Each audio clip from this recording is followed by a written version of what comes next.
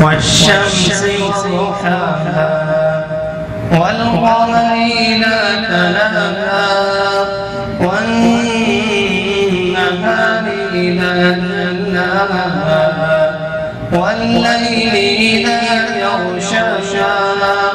والسماء وما بناها والأرض وما طحاها ونفس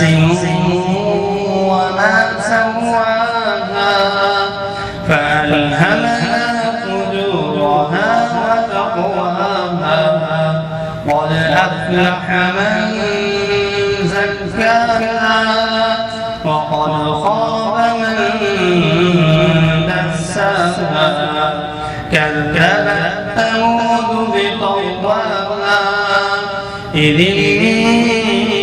انبعث أشقاها فقال لهم رسول الله ناقة الله وسقياها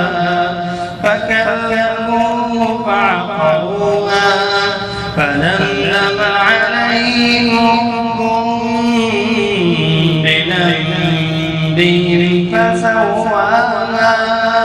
ولا يخاف عقباها.